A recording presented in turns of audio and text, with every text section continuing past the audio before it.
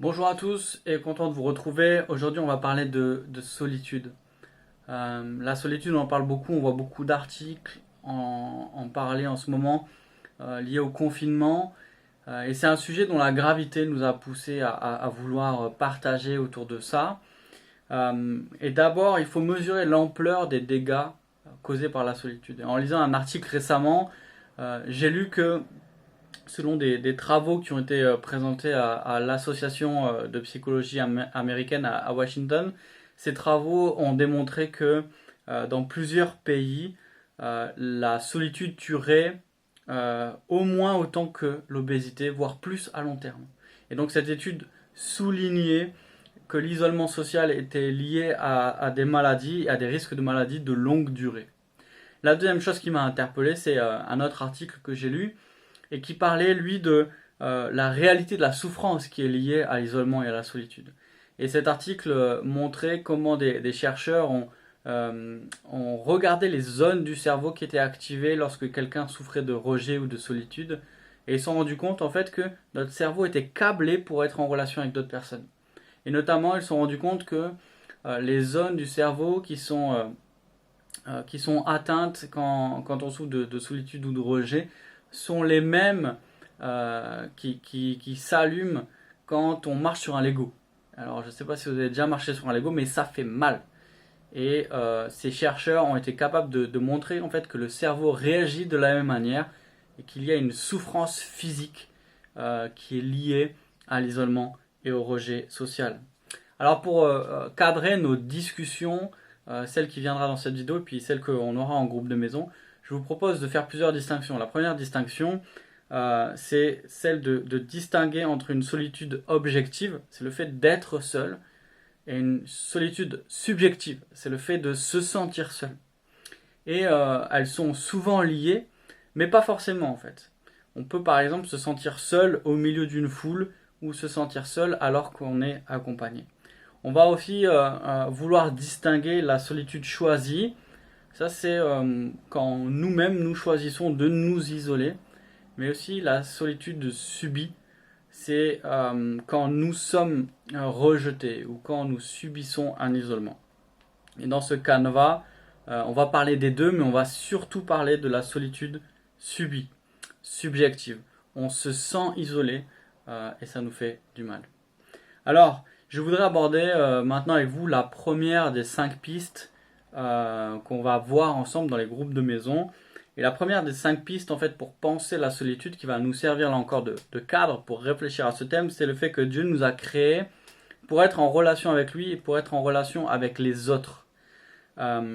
Et aussi qu'il nous rachète pour vivre la communion avec lui et l'unité et l'harmonie avec notre prochain. Dès la création, Dieu nous a créés dans le but de nous faire goûter à la joie d'une relation d'amour sans fin avec lui et d'une relation d'harmonie avec les autres. C'est l'intention que l'on voit à la création, c'est l'intention aussi que l'on retrouve lorsque Dieu donne la loi qui est résumée dans ces deux grands commandements, aimer Dieu et aimer son prochain comme soi-même. Mais on voit la manière en Genèse 3 comment la chute a tout tordu, a tout perverti et a brisé les relations entre les hommes et Dieu, la relation entre les hommes entre eux au sein de la communauté humaine et puis la relation des hommes à la création. Aujourd'hui, les hommes déchus sont ennemis de Dieu et se font la guerre entre eux.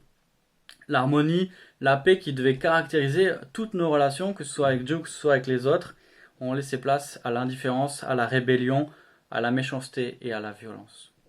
Et quelque part, la solitude, c'est un des dommages collatéraux du péché. Si on est seul, c'est parce que souvent nos relations ne sont pas possibles ou alors qu'elles ne nous satisfont pas complètement. Et donc on voit que à la création, Dieu nous avait créés pour être en relation et en communion avec lui et avec les autres, mais qu'on a perdu cela. On voit aussi que Dieu nous rachète pour vivre la communion avec lui. Un refrain qui revient souvent dans l'Ancien Testament, c'est « Je ferai de vous mon peuple et je serai votre Dieu et j'habiterai au milieu de vous ». Et on a vu ensemble dans le livre de l'Exode comment Dieu rachète son peuple en le faisant sortir d'Égypte, comment il établit une relation d'alliance avec lui, comment il vient habiter au milieu de lui dans le tabernacle. En fait, le but de Dieu, c'est de racheter l'homme pour avoir une relation avec lui. Le pardon des péchés n'est pas une fin en soi. Le pardon des péchés est un moyen de rétablir la communion avec Dieu. S'il nous rachète, c'est pour avoir cette relation qui est rétablie avec lui. Et Paul nous dit dans l'Épître aux Romains, nous étions ennemis, nous avons été réconciliés avec Dieu par la mort de son Fils. Et donc le pardon, la rédemption vise la réconciliation. Deuxième point, Dieu nous rachète pour vivre l'unité avec notre prochain. On a vu que le péché brise nos relations. On voit aussi comment la croix non seulement rétablit la communion avec Dieu, mais aussi rétablit les relations avec les autres. Et c'est ce que Paul souligne bien dans le chapitre 2 de son épître aux Éphésiens. Dans la première partie, c'est les 10 premiers versets. Paul explique l'état de l'homme. Il explique qu'il est mort, esclave du péché, destiné à la colère de Dieu. Mais comment Dieu, dans sa grâce, rétablit cette relation, nous unit à Christ et nous rend à la vie. Et dans la fin du chapitre, donc les versets 11 à 22, on voit que Paul raconte, montre aux Éphésiens comment la croix les a unis à Christ et leur permet de vivre l'unité. Et il les exhorte à vivre des relations nouvelles. Ça, on le voit à partir du chapitre 4. Il parle de l'unité que nous avons dans l'esprit. Paul avait parlé de Dieu qui réconcilie en un seul corps ceux qui étaient loin et ceux qui étaient près, et qui annonce la paix là où régnait l'inimitié. Et Paul exhorte les Éphésiens à vivre des relations nouvelles en imitant Dieu et en marchant dans l'amour à l'exemple de Christ.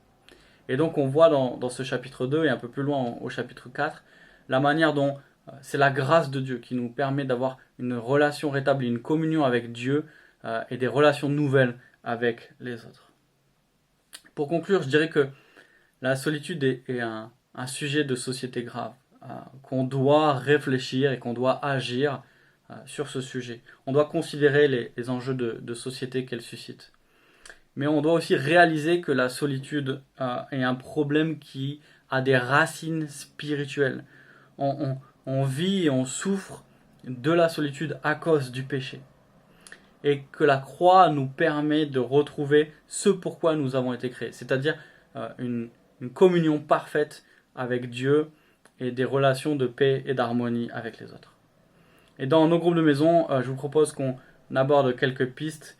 La première, ce sera le fait que Dieu ne nous laisse pas seuls.